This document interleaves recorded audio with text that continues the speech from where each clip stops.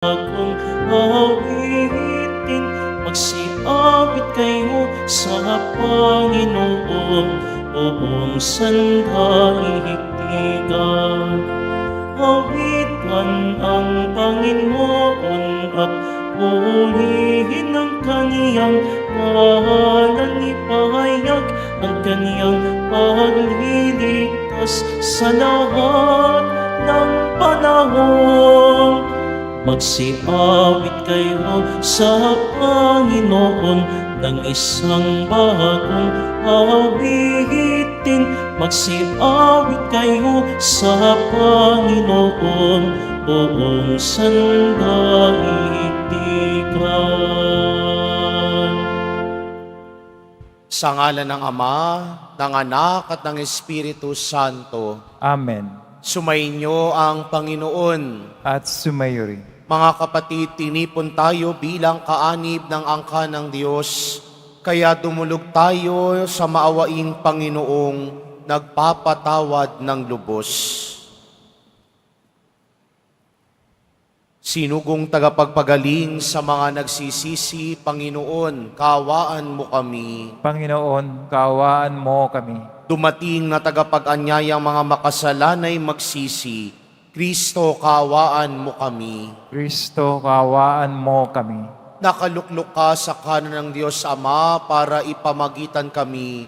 Panginoon, kaawaan mo kami. Panginoon, kaawaan mo kami. Kaawaan tayo ng makapangyarihang Diyos, patawarin tayo sa ating mga kasalanan at patnubayan tayo sa buhay na walang hanggan. Amen. Manalangin tayo. Ama naming makapangyarihan, itaguyod mo ang aming ginagampanan alinsunod sa iyong kalooban, upang sa ngalan ng anak mong mahal, kami maging marapat magkaroon ng karagdagan sa aming paggawa ng mga kabutihan. Sa pamamagitan ni Jesucristo, kasama ng Espiritu Santo, magpa sa walang hanggan. Amen. Magsipo muna ang lahat. Pagbasa mula sa sulat sa mga Hebreo. Mga kapatid, si Kristo ang tagapamagitan ng bagong tipan, sapagkat sa pamamagitan ng kanyang kamatayan, ipinatawad ang paglabag ng mga tao noong sila'y nasa ilalim ng unang tipan. Dahil dito, kakamtan ng mga tinawag ng Diyos ang walang hanggang pagpapala na kanyang ipinangako. Sapagkat pumasok si Kristo, hindi sa isang dakong banal na ginawa ng tao at larawan lamang ng tunay, kundi sa langit. Sa ngayoy, nasa harapan siya ng Diyos at namamagitan para sa atin. Ang dakilang saserdote ng mga Hudyo ay pumapasok sa dakong banal taon-taon. May dalang dugo ng mga hayop. Ngunit minsan lamang pumasok si Kristo upang ihandog ang kanyang sarili at iya'y sapat na. Kung di gayon, kailangan sanang siya'y paulit-ulit na mamatay mula pa nang matatag ang sanlibutan. Subalit minsan lamang siyang napakita. Ngayong magtatapos na ang mga panahon upang pawiin ang kasalanan sa pamamagitan ng haing kanyang inihandog. Itinakda sa mga tao na minsan lamang mamamatay at pagkatapos ay ang paghuhukom. Gayon din naman, si Kristo'y minsang ihahandog bilang hain upang pawiin ang mga kasalanan ng mga tao. Siya'y muling darating, hindi upang ihandog na muli ang kanyang sarili dahil sa kasalanan, kundi upang iligtas ang mga naghihintay. naghihintay sa Kanya. Ang salita ng Diyos. Salamat sa Diyos. Umawit sa Diyos ng awa, ang gawain niya'y dakila. Umawit sa Diyos ng awa, ang gawain niya ay dakila. Umawit ng bagong awit at sa poon ay ialay, pagkat iyong ginawa niya ay kahangahangang tunay. Sa sariling lakas niya at taglay na kabanalan, walang hirap na natamo, yaong hangat na tagumpay. Umawit sa Diyos ng awa, ang gawain niya ay dakila. Sa ang tagumpay niyang ito'y siya na rin ang naghayag. Sa harap ng mga bansay, nahayag ang pagliligtas. Ang pangako sa Israel, lubos niyang tinutupad. Umawit sa Diyos ng awa, ang gawain niya ay dakila. Tapat siya sa kanila at ang pag-ibig ay wagas. Ang tagumpay ng ating Diyos kahit saan ay namalas. Magkaingay na may galak, yaong lahat sa daigdig. Ang poon ay buong galak, napurihin sa pag-awit. Umawit sa Diyos ng awa, ang gawain niya ay dakila. Sa saliw ng mga lira, iparinig yaong tugtog, at ang poon ay purihin ng tugtuging maalindog. Tugtugin din ang trompeta, nakasaliw ang tambuli, magkaingay sa harapan ng poon na ating hari. Umawit sa Diyos ng awa, ang gawain niya ay dakila. Tumayo na po ang lahat.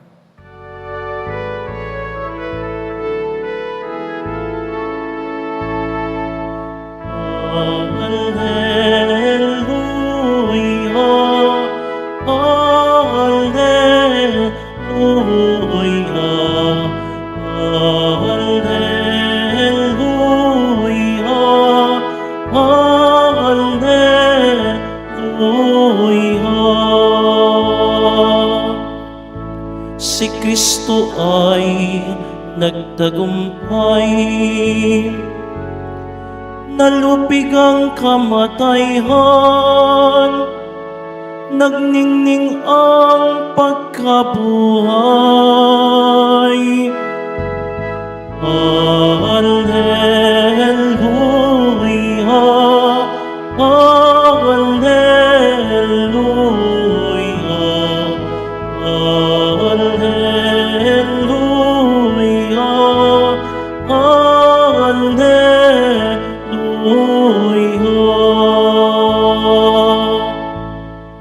Sumainyo ang Panginoon. At sumayo rin. Ang mabuting balita ng Panginoon ayon kay San Marcos. Papuri sa iyo, Panginoon.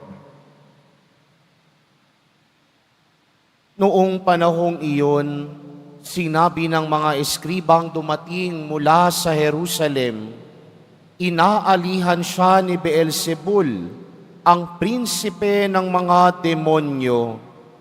Ito ang nagbigay sa kanya ng kapangyarihang magpalayas ng mga demonyo. Kaya't pinalapit ni Jesus ang mga tao at sinabi sa kanila ang ilang talinghaga, paanong mangyayaring palayasin ni Satanas si Satanas kapag naglaban-laban ang nasasakupan ng isang kaharian? Hindi mananatili ang kahariang iyon. At kapag naglaban-laban ang mga magkakasambahay, hindi mananatili ang sambahayang iyon. Gayon din naman kapag naghimagsik si Satanas laban sa kanyang sarili at naglaban-laban ang kanyang nasasakupan, hindi magtatagal at darating ang kanyang wakas. Walang makapapasok sa bahay ng isang taong malakas at makaagaw ng kanyang ari-arian. Malibang gapusin muna niya ang taong iyon. Saka pa lamang niya malolooban ang bahay na iyon. Tandaan ninyo ito, maaaring ipatawad sa mga tao ang lahat ng kasalanan at panlalait nila sa Diyos. Ngunit ang sinumang lumait sa Espiritu Santo ay hindi mapapatawad. Ang kanyang kasalanan ay hindi mapapawi kailanman. Sinabi ito ni Jesus sapagkat ang sabi ng ilan, inaalihan siya ng masasamang espiritu. Ang mabuting balita ng Panginoon. Pinupuri ka namin, Panginoong Jesucristo. Magsipo muna ang lahat. Magandang umaga po sa inyong lahat. Morning, Father. May mga taong gagawa at gagawayaan ng paraan para ipamukha lamang tayong sinungaling sa harap ng ibang tao. May mga taong gagawa at gagawa ng dahilan para baliktarin ang personalidad at imahe natin sa harapan ng ibang tao. Yung iba pa nga, gagawan ka ng kwento, gagawan ka ng storya, ipagkakalat sa iba para lang sirain ang reputasyon at pagkatao mo. Pero ang mga taong gumagawa ng iyon ay mga taong mahihina ang pangunawa, mga taong panlabas lang ang nakikita, pero hindi nauunawaan ang nilalaman at ang totoong pagkatao ng isang tao. Sa panahon ni Jesus, tinatawag silang papagpaimbabaw, mga hipokrito, nagmamalinis, nagmumukhang mabuti para lang sirain ang reputasyon at pagkatao ni Jesus. Sa Ebanghelyo, ganyan-ganyan ang pag-uugali na ipinakita ng mga eskriba. Sabi ng mga eskriba kay Jesus, inaalihan lang naman yaan ng espiritu ni Beelzebul, ang prinsipe ng mga demonyo, kaya niya nagagawang magpalayas ng demonyo. Pero kung uunawaing maigi, napaka-illogical ng paratang ng mga eskriba. Kaya nung ginawa ni Jesus, sinagot din sila ni Jesus ng patanong, magagawa bang palayasin ni Satanas si Satanas? Magagawa bang palayasin ng demonyo ang kapwa niya demonyo?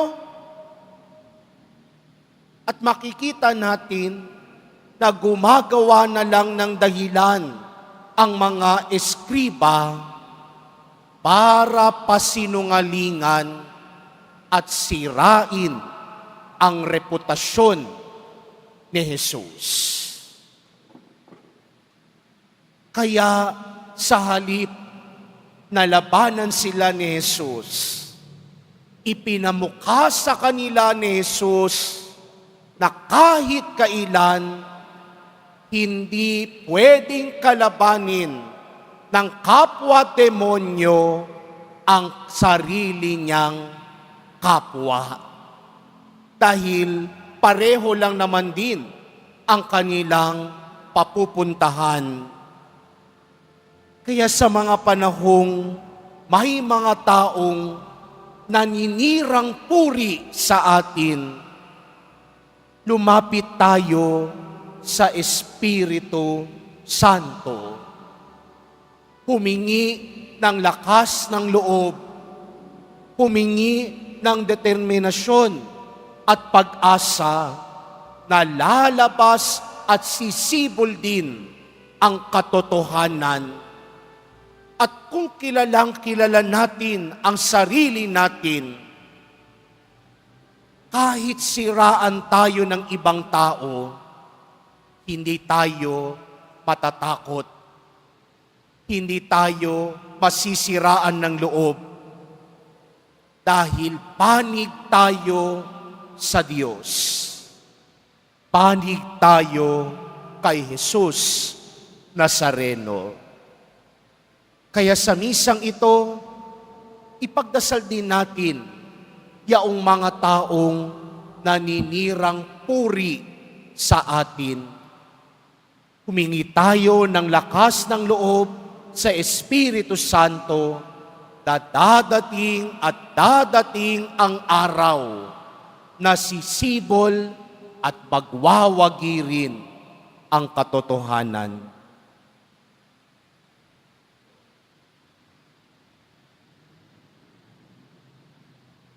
Tumayo na po ang lahat.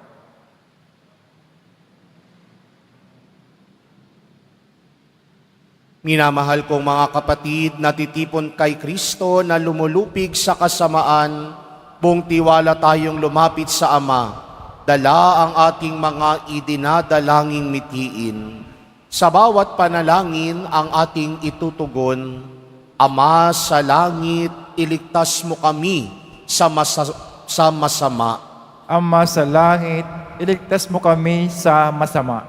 Ang simbahan naway mapanibago at sumaksi ng may katapatan sa tamang pagpapahalaga sa buhay upang makatulong sa pagpapanumbalik sa mundong nasadlak sa kasamaan. Manalangin tayo.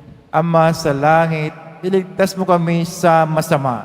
Ang mga nagdidigma ang mga bansa, naway matutong mamuhay sa pakikiisa at pagtutulungan upang makapagdulot ng kapayapaan sa daigdig. Manalangin tayo. Ama sa langit, iligtas mo kami sa masama. Ang lahat ng nananalig kay Kristo, naway mapaglabanan nila ang pagkakahiwa-hiwalay at maging iisa sa Panginoon. Manalangin tayo. Ama sa langit, iligtas mo kami sa masama. Ang mga may sakit, lalo na ang mga lumpo at may kapansanan, naway tumanggap ng kasiyahan at kalinga sa mga nag-aalaga sa kanila. Manalangin tayo. Ama sa langit, iligtas mo kami sa masama. Ang tapat na yumao, naway mailigtas sa kasamaan ng walang hanggang kamatayan. Manalangin tayo. Ama sa langit, iligtas mo kami sa masama. Sa ilang sandali ng katahimikan, ating ipanalangin ang iba pang mga pangangailangan ng ating pamayanan. Gayon din ang mga intensyon na inialay sa ating misa sa araw na ito at isama rin natin ang ating mga pansariling kahilingan.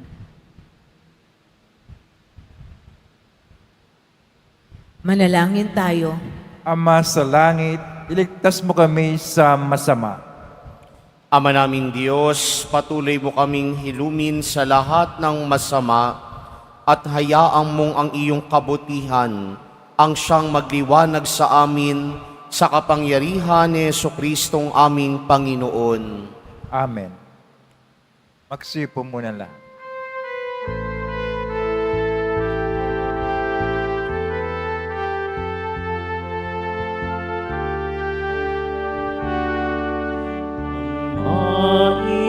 Maihandog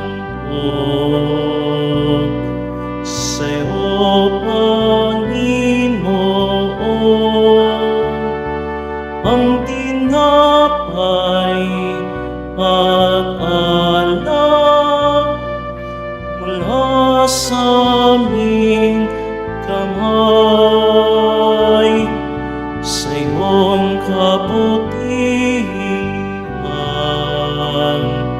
aming iaalay ang tinapay at alak sa gisat ng aming buhay.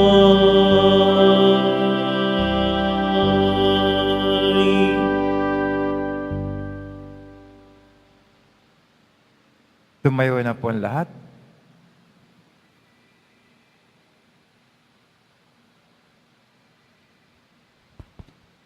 Manalangin kayo mga kapatid upang paghahain natin ay kalugdan ng Diyos amang makapangyarihan. Tanggapin nawa ng Panginoon itong paghahain sa iyong mga kamay, sa kapurihan at karangalan sa ating kapakinabangan at sa buong sambayang banal.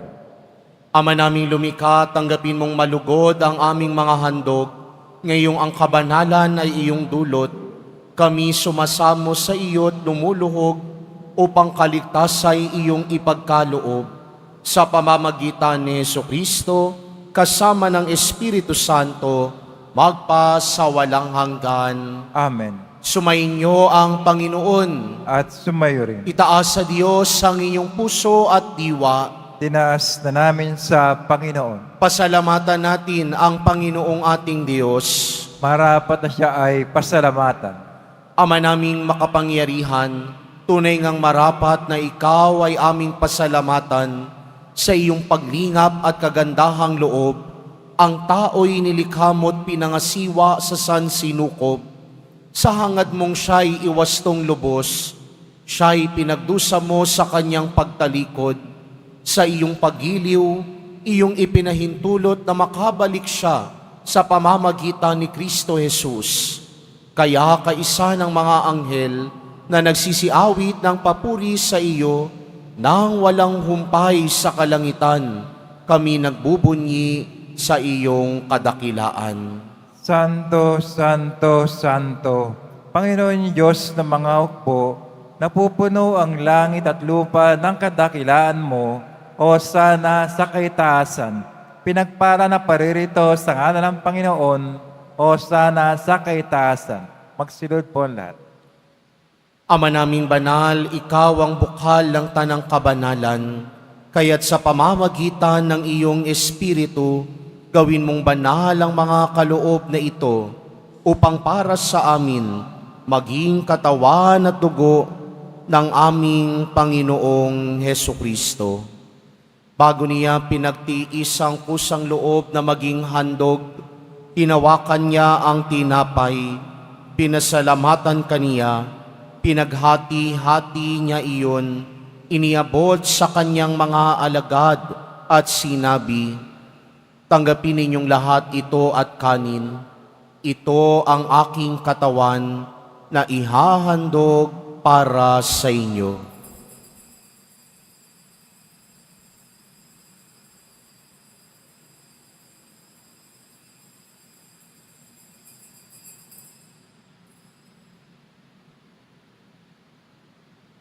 Gayun din naman noong matapos ang hapunan, hinawakan niya ang kalis, muli kanyang pinasalamatan.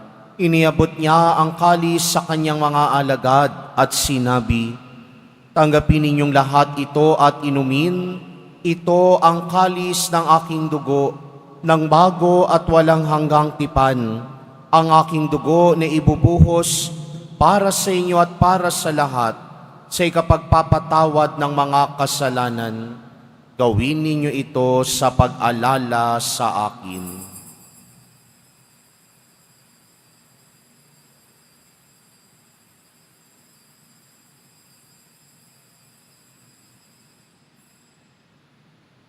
Tumayo na po ang lahat. Ipagbunyi natin ang misteryo ng pananampalataya. Kristo'y namatay, si Kristo'y nabuhay, si Kristo'y babalik sa wakas ng panahon. Ama, ginagawa namin ngayon ang pag-alala sa pagkamatay at muling pagkabuhay ng iyong anak, kaya't iniaalay namin sa iyo ang tinapay na nagbibigay buhay at ang kalis na nagkakaloob ng kaligtasan. Kami nagpapasalamat dahil kami iyong minarapat na tumayo sa harap mo para maglingkod sa iyo. isinasamo namin kaming magsasalo-salo sa katawan at dugo ni Kristo ay mabuklod sa pagkakaisa sa pamamagitan ng Espiritu Santo. Ama, lingapin mo ang iyong simbahang laganap sa buong daigdig. Puspusin mo kami sa pag-ibig kay isa ni Francisco na aming Papa at ni Jose na aming Obispo at ng Tanang Kaparian. Alalahanin mo rin ang mga kapatid naming nahimlay na may pag-asang sila'y muling mabubuhay, gayon din ang lahat ng mga pumanaw.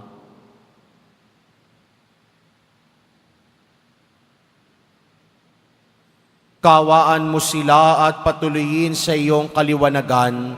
Kawaan mo't pagindapatin kaming lahat na makasalo sa iyong buhay na walang wakas kaysa ng mahal na Birheng Maria na ina ng Diyos, ng kabiyak ng puso niyang si San Jose, kaysa ng mga apostol, ni San Juan Bautista at ng lahat ng mga banal na namuhay dito sa daigdig ng kalugod-lugod sa iyo, maipagdiwang nawa namin ang pagpupuri sa ikararangal mo sa pamamagitan ng iyong anak na aming Panginoong Hesukristo.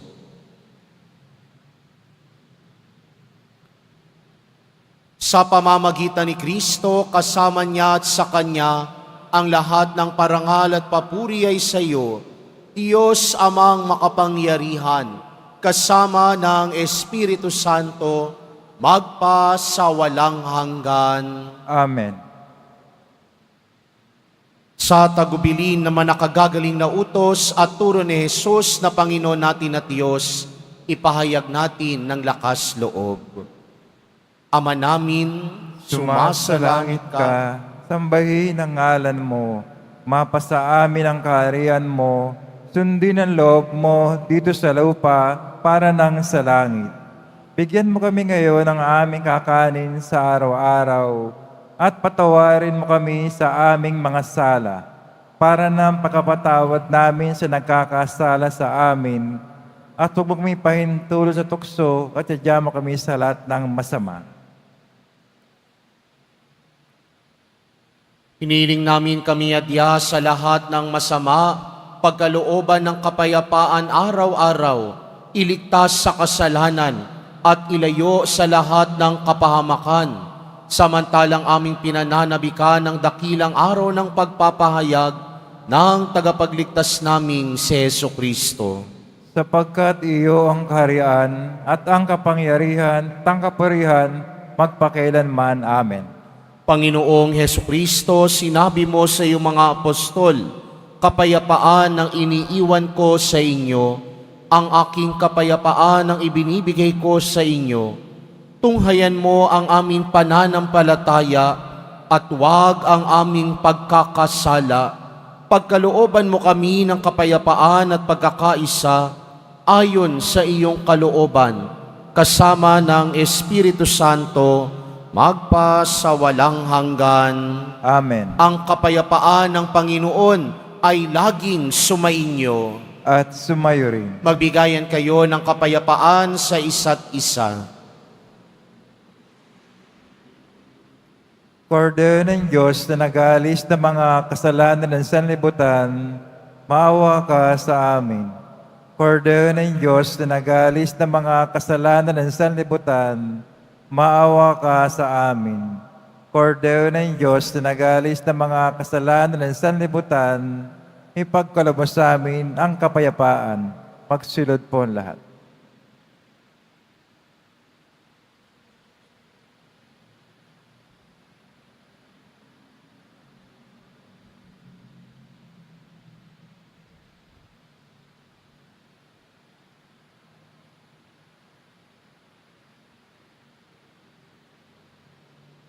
Ito si Jesus, ang Kordero ng Diyos, na nag-aalis ng mga kasalanan ng sanlibutan. Mapapalad ang mga inaanyayahan sa kanyang piging. Panginoon, hindi ako karapat-dapat na magpatuloy sa iyo, ngunit sa isang salita mo lamang ay gagaling na ako.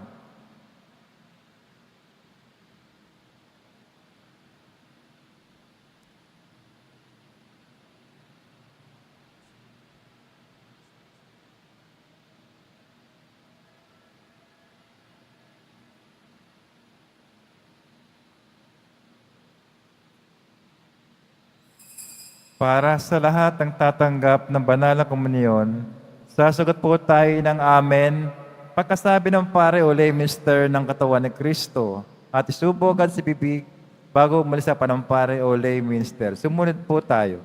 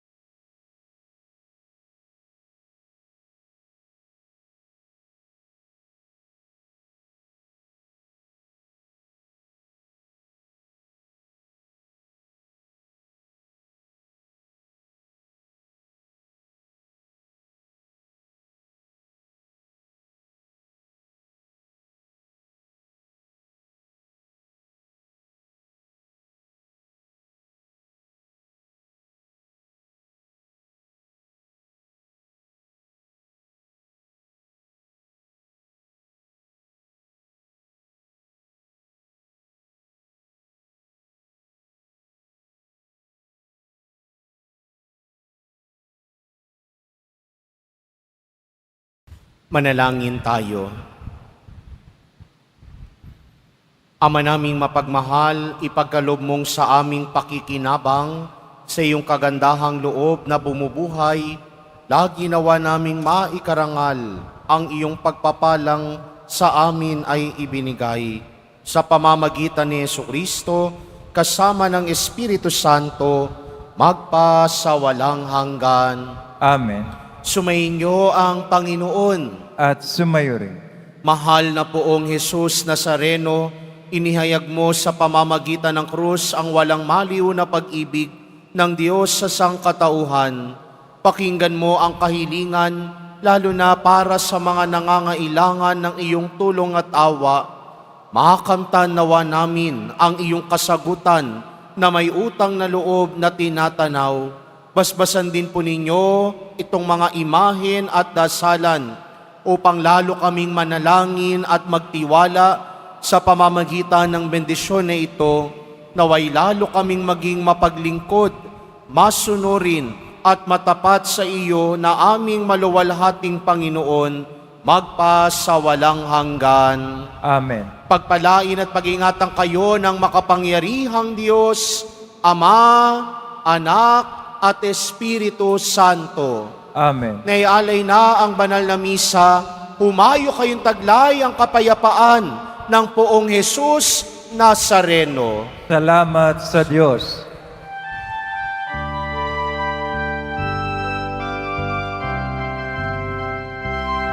Nuestro Padre Jesus Nazareno, sinasamba ka namin. Pinipinto ka namin, aral mo ang aming buhay at kaligtasan. Nuestro Padre Jesus Nazareno, iligtas mo kami sa kasalanan. Ang krus ng kinamatayan ay sagisag ng aming kaligtasan. Nuestro Padre Jesus Nazareno, dinarangal ka namin.